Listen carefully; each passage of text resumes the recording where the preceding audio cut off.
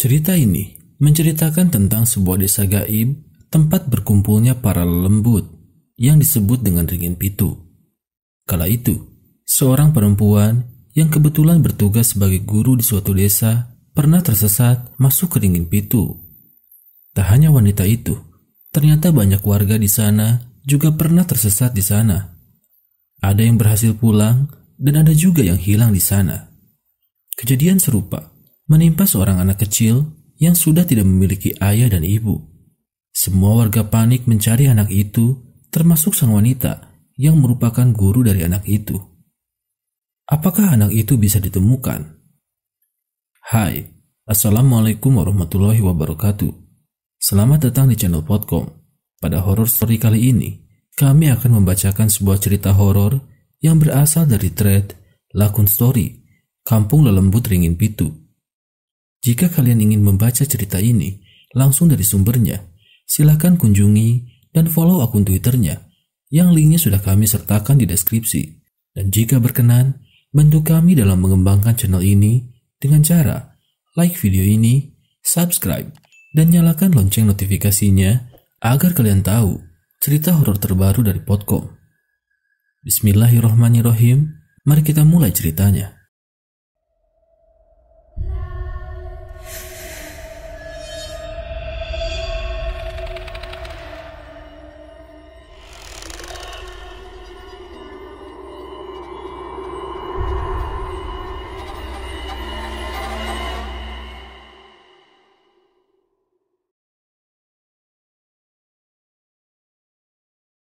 Pak, Bu, tolong!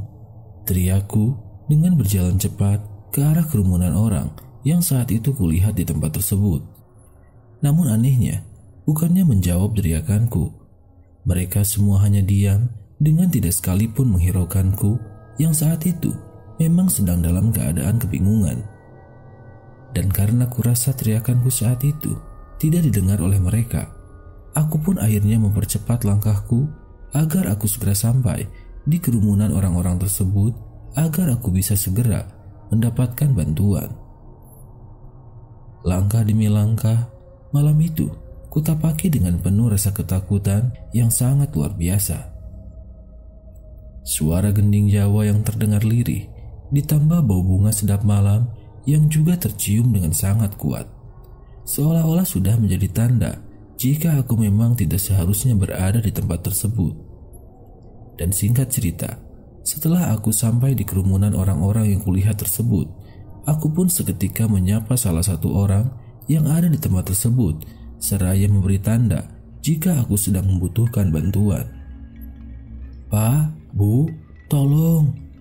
Ucapku sambil menepuk pundak salah satu bapak tua yang malam itu berdiri di pinggir kerumunan orang-orang tersebut. Malam itu, di perkampungan tersebut, aku melihat ada banyak orang yang sedang berkerumun. Tapi anehnya, tidak ada satupun dari mereka yang bersuara. Semuanya diam dengan sesekali menggeleng-gelengkan kepalanya. Sepertinya mereka semua sedang menikmati suara alunan musik Jawa yang di situ aku pun juga mendengarnya dengan sangat jelas. Namun anehnya, ketika aku masih berusaha mencari bantuan di tempat tersebut, tiba-tiba pandanganku teralihkan ke beberapa orang yang ada di tempat tersebut. Bagaimana tidak, malam itu aku melihat dengan mata kepalaku sendiri, hampir separuh dari orang yang ada di tempat tersebut ternyata memiliki wajah yang rata dengan tidak adanya mata, hidung, dan mulut yang terlihat ada. Mereka semua sama, bertelanjang dada, meskipun itu adalah pria dan wanita. Mengetahui hal itu, jantungku pun seketika berdetak kencang dengan perasaan yang sudah sangat ketakutan tidak karuan. Karena kurasa tempat tersebut sangat berbahaya, akhirnya aku pun seketika berlari ke arah ujung kampung tersebut dengan tidak lagi berani menoleh ke arah orang-orang yang sebelumnya kulihat tersebut. Dan setelah keluar dari area perkampungan tersebut, aku pun akhirnya terus berlari entah kemana. Meskipun malam itu, aku tidak melihat adanya jalan di depan mata. Yang ada, waktu itu hanyalah kegelapan dan pepohonan yang terkadang menghalangi ketika aku berlari menyelamatkan diri. Singkat cerita, setelah beberapa lama aku berlari, tiba-tiba aku mendengar suara adzan yang kuduga kuat. Suara adzan tersebut adalah suara adzan subuh. Dan setelah mengikuti sumber suara adzan tersebut, akhirnya aku pun tiba-tiba sampai di sebuah sumber mata air yang berada tidak jauh dari pintu masuk desaku. Mengetahui hal itu, aku pun seketika lega dan terus berjalan masuk ke arah desaku. Dan saat itu, aku pun langsung menuju rumahku yang memang letaknya berada di tengah-tengah desaku waktu itu. Sesampainya aku di rumah, aku pun seketika bersyukur karena aku berhasil keluar dari tempat yang kuduga kuat adalah sebuah perkampungan yang dihuni oleh makhluk tak kasat mata. Dan sejak saat itu, aku pun tidak berani lagi bertemu dengan orang baru. Kini, aktivitasku di desa itu hanyalah mengajar dengan tidak pernah sekalipun keluar dari rumahku jika memang benar-benar tidak ada perlu. Hal itulah yang akhirnya membuat aku sama sekali tidak terlalu mengenal orang yang ada di sekitarku. Meskipun waktu itu, aku pun tahu aku adalah pendatang baru yang masih belum lama tinggal di desa itu. Dan singkat cerita, waktu pun berlalu begitu saja. Hari ini adalah beberapa tahun sejak kejadian waktu itu. Pagi itu, seperti biasanya, setelah semua persiapanku telah siap, aku pun berangkat menuju sekolah dasar yang ada di desa ini untuk melanjutkan aktivitasku.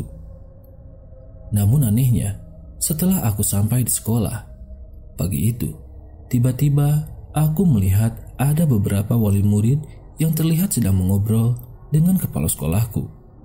Seolah-olah mereka sedang membahas sesuatu. "Ada apa sih, Bu? Kok banyak sekali wali murid di ruangan Pak Ilham?"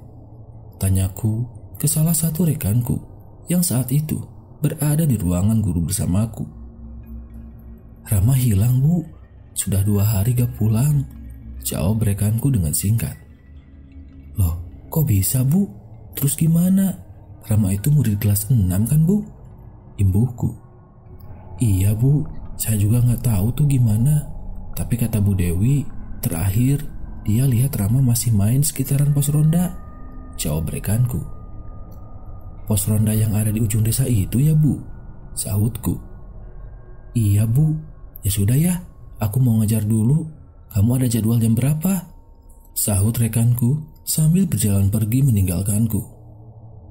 "Habis ini, Bu, jam 7.15, sahutku sambil ikut keluar dan menuju ke arah ruang kepala sekolahku agar aku bisa mendengar lebih jelas lagi tentang hilangnya Rama. Yang ku tahu, dia adalah salah satu murid yang ada di sekolahku. "Iya, Bu, yang sabar ya. Saya juga nggak tahu harus gimana. Soalnya di sini teman-teman Rama juga nggak tahu dia kemana," ucap kepala sekolahku yang saat itu terdengar lirih di tengah-tengah suara riuh ramai murid yang ada di sekolahku pagi itu.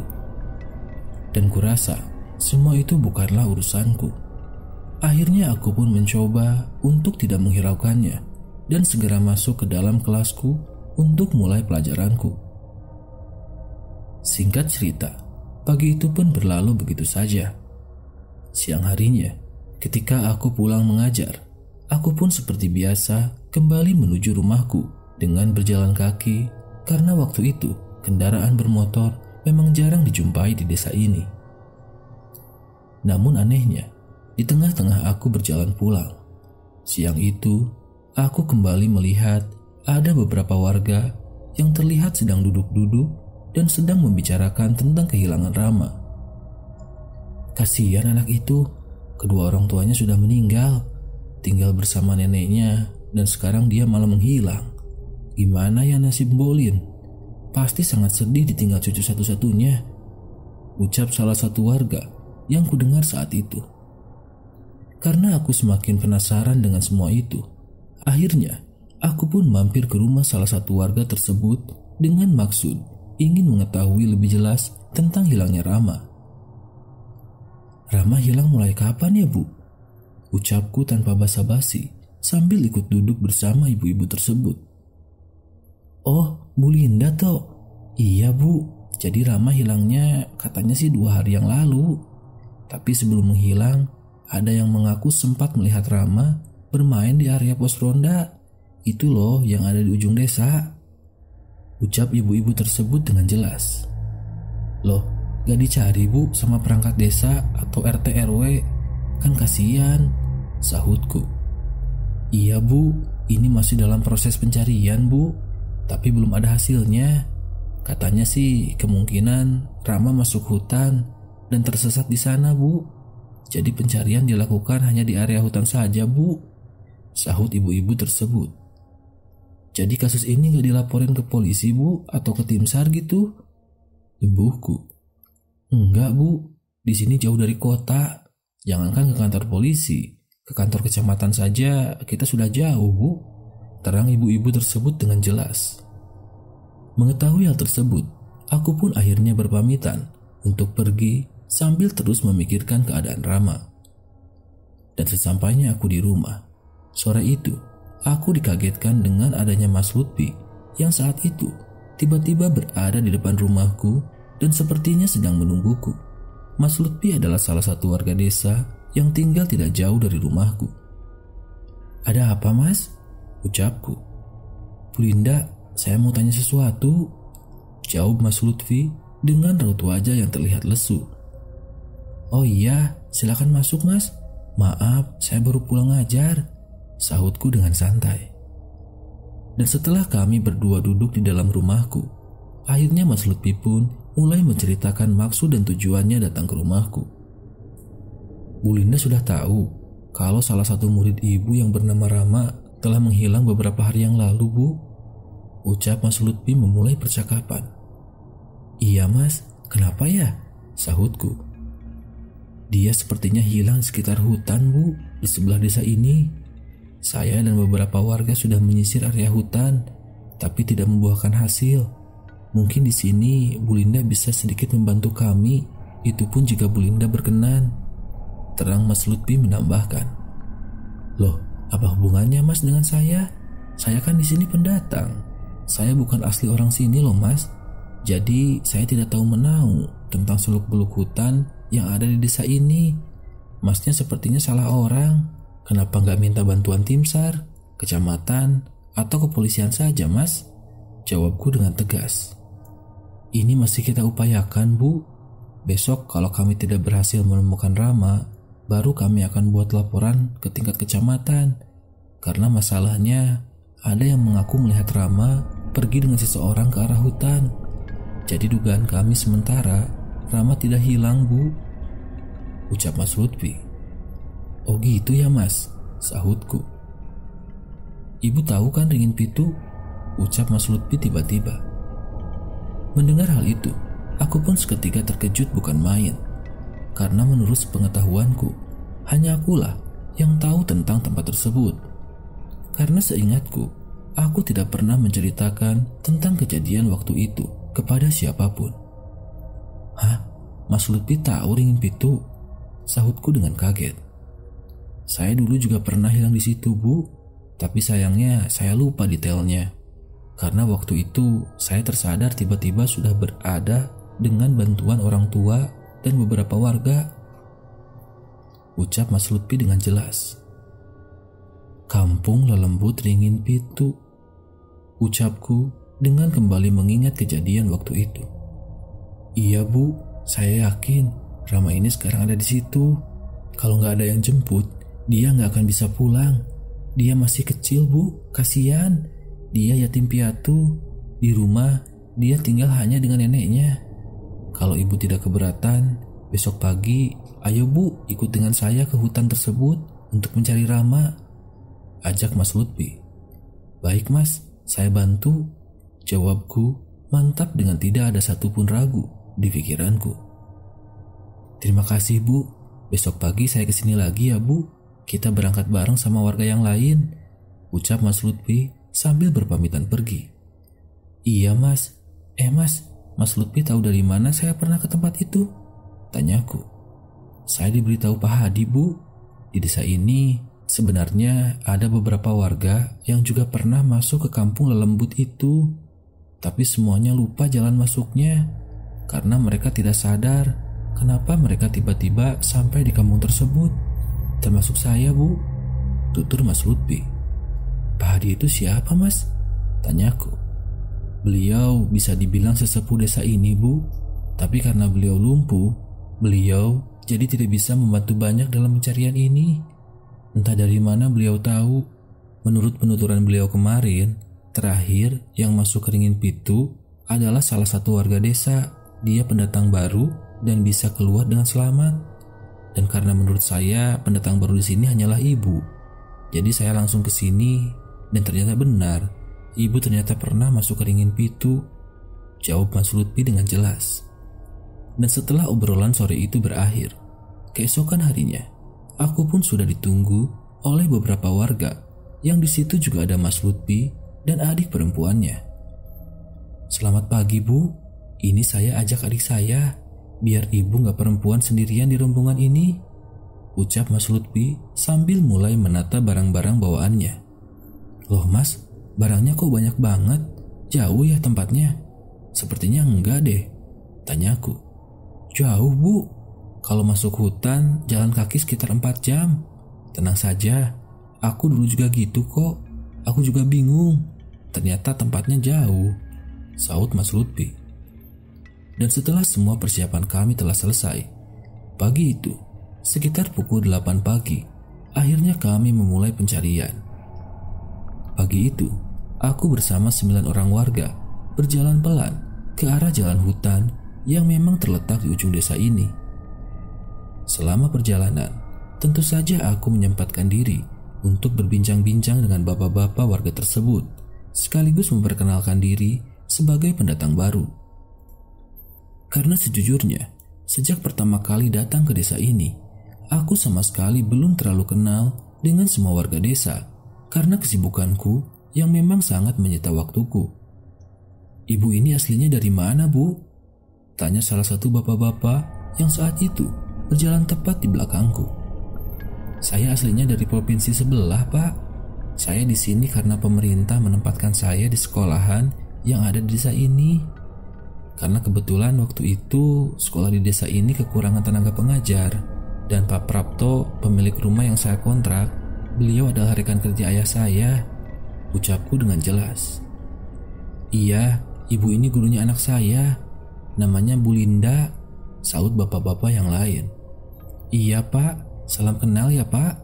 Sepertinya saya di desa ini akan lama, jawabku dengan sopan. Dulu kok bisa masuk ke Ringin Pitu gimana ceritanya, Bu? Imbu bapak-bapak yang ada di depanku. Gak tahu ya Pak, kejadian itu terjadi ketika saya masih pertama kali tinggal di sini Pak, dan belum kenal dengan siapa-siapa. Yang saya kenal waktu itu hanya pemilik kontrakan dan teman-teman seprofesi saya yang ternyata mereka kebanyakan juga berasal dari luar desa.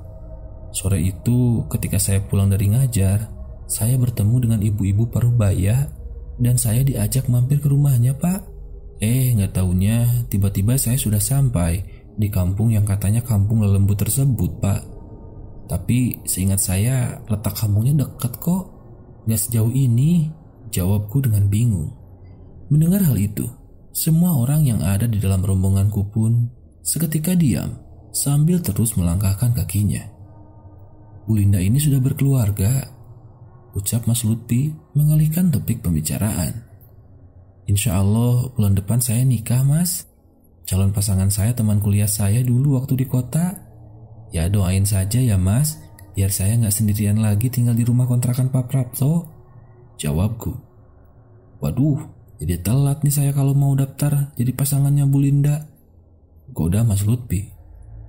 Dan setelah perjalanan beberapa jam lamanya, akhirnya aku pun siang itu sampai di sebuah kawasan hutan yang memang sangat jauh dari pemukiman. Jangankan pemukiman, dari jalan hutan pun bisa dikatakan sangat melenceng jauh untuk menuju tempat tersebut. Waktu itu, para warga terlihat membabat rumput liar dan bisa dikatakan tidak ada akses sama sekali masuk ke area yang kutuju tersebut. Satu-satunya akses hanyalah dengan membabat rumput dan berbekal ingatan dari para warga saja. Di tempat tersebut, waktu itu yang terlihat hanyalah area yang tidak begitu luas dengan rumput yang menjulang tidak terlalu tinggi. Di tempat itu, sama sekali tidak ada pohon tinggi, yang ada hanyalah rumput dengan ditambah beberapa pepohonan beringin pendek yang terletak saling berjauhan. "Bu, kita sudah sampai. Sekarang coba perhatikan sekitar, Bu. Mungkin ibu masih ingat sesuatu," ucap Mas Lutfi. "Mas, waktu itu yang saya lihat bukan hutan seperti ini, tapi sebuah kampung yang rumahnya masih terbuat dari bambu, lengkap dengan adanya obor di setiap depan rumahnya. Di situ banyak sekali orang-orang yang bertelanjang dada, penduduknya kulitnya hitam, dan sebagian wajahnya rata dengan tidak adanya hidung, mulut, ataupun mata. Oh iya, waktu itu aku juga dengar, Mas, ada semacam suara gending-gending Jawa gitu deh, Mas," terangku. "Iya, Bu, di sisi lain di kawasan ini, di sini kita cari petunjuk tentang keberadaan Rama. Siapa tahu Rama ada di sekitar sini," jawab Mas Lutfi dengan seketika berteriak, memanggil-manggil nama Rama. "Rama, Rama!" teriak Mas Lutfi yang diiringi dengan teriakan semua warga yang saat itu ikut mencari. Waktu itu, aku juga ikut berteriak sambil berjalan ke sana kemari sambil memperhatikan sekitarku yang saat itu memang sangat asing bagiku. Dan puncaknya, setelah sekitar 3 jam, kami mencari, tidak ada tanda-tanda adanya Rama. Akhirnya, para warga pun memutuskan untuk kembali pulang dan berencana akan mengalihkan kasus pencarian ini kepada pihak yang berwenang. Dan singkat cerita, sesampainya aku kembali ke desaku, malam itu kami semua disambut oleh warga lain yang berharap Rama bisa ditemukan. Namun nyatanya, waktu itu kami pulang dengan tidak membawa hasil. Mengetahui hal itu tentu saja membuat para warga desa semakin bersedih dan kecewa, karena waktu itu besar harapan mereka agar Rama bisa ketemu dengan adanya aku di dalam rombongan itu. Tapi ternyata hasilnya tetaplah sama. Namun syukurnya di tengah-tengah kami semua sedang duduk kecewa di depan pos ronda. Malam itu aku teringat dengan sumber air yang terletak tidak jauh dari pintu masuk desa. Semua itu bukanlah tanpa alasan, karena berkat sumber air itulah aku akhirnya menemukan jalan keluar ketika aku masih tersesat dahulu. "Mas, bagaimana kalau kita lihat di sumber air desa?" ucapku. "Di sumber air udel maksudnya, Bu?" jawab Mas Lutfi. "Itu loh, Mas, sumber air yang ada di depan pintu masuk desa," imbuhku meyakinkan. "Iya, Bu, itu sumber udel namanya. Itu sumber air utama desa ini. Kenapa memangnya, Bu?" jawab bapak-bapak yang ada di situ yang duduk di sebelahku. "Dulu saya keluarnya dari situ, Pak. Waktu saya tersesat dulu, saya dengar waktu itu suara azan subuh. Dan ketika saya ikuti suara azan tersebut dari mana asalnya, tiba-tiba saya sampai di sumber air tersebut, tepat di belakang bangunan kecil yang biasanya digunakan oleh anak-anak untuk bermain," terangku. Mendengar hal itu, akhirnya warga pun setuju untuk melanjutkan pencarian di sekitar sumber air yang kuceritakan. Dan tidak hanya itu, sebelum memulai pencarian waktu itu, kami diarahkan oleh Pak Hadi untuk meminum air dan mandi besar terlebih dahulu di sumber air tersebut agar pencarian kami bisa segera membuahkan hasil. Dan puncaknya, setelah aku dan beberapa warga meminum air dan mandi di sumber air tersebut, malam itu, sekitar pukul 10 malam, Rama akhirnya ditemukan oleh salah satu warga yang ikut dalam pencarian waktu itu. Ketika Rama ditemukan, dia dalam keadaan linglung dengan membawa sebuah kentongan bambu di tangannya. Dan ketika Rama ditemukan, di area sumber tersebut tiba-tiba tercium bau bunga melati yang entah dari mana datangnya. Setelah kami berhasil menemukan Rama, akhirnya malam itu kami pun kembali ke desa dengan perasaan yang sangat lega. Menurut pengakuan Rama, waktu itu Rama sedang mengejar layangan putus hingga sampai ke ujung desa. Dan sesampainya di ujung desa, Rama bertemu dan diajak oleh sesosok nenek-nenek untuk pergi entah kemana.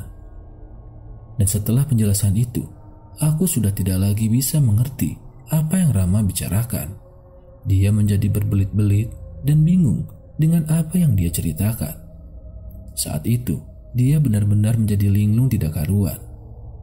Cerita tentang angkernya Ringin Pitu memang dibenarkan oleh warga sekitar. Bahkan, tidak sedikit pula warga yang sedang mencari kayu bakar di hutan tidak sengaja mendengar suara gamelan, suara pertunjukan, dan suara keramaian yang diduga kuat berasal dari kawasan Ringin Pitu tersebut. Dan anehnya, di kawasan Ringin Pitu, konon katanya memang tidak bisa ditumbuhi pepohonan layaknya hutan pada umumnya. Hal itu juga dikuatkan dengan kesaksian narasumber kita yang waktu itu hanya melihat adanya pohon beringin pendek dengan tidak adanya pohon-pohon sejenis lainnya. Dan kini, menurut pengakuan narasumber, kawasan Ringin Pitu sekarang tidak lagi jelas di mana letak posisi pasnya. Karena setelah adanya kebakaran hutan dan tanah longsor yang pernah menerjang kawasan kaki gunung tersebut, kini jalur di hutan tersebut benar-benar sudah berubah. Bahkan tidak hanya itu, kini banyak dari bagian hutan tersebut yang juga sudah dialihfungsikan sebagai ladang. Jadi, sepertinya akan mempersulit pencarian jika kita ingin mencari di mana keberadaan kawasan Ringin Pitu tersebut. Kini, anak dari narasumber kita sudah tumbuh dewasa dan siap menikah dengan pasangannya.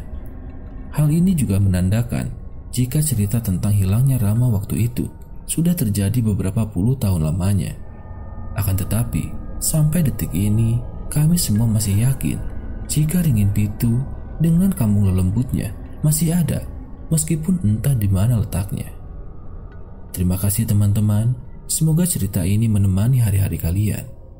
Dan cerita pun selesai.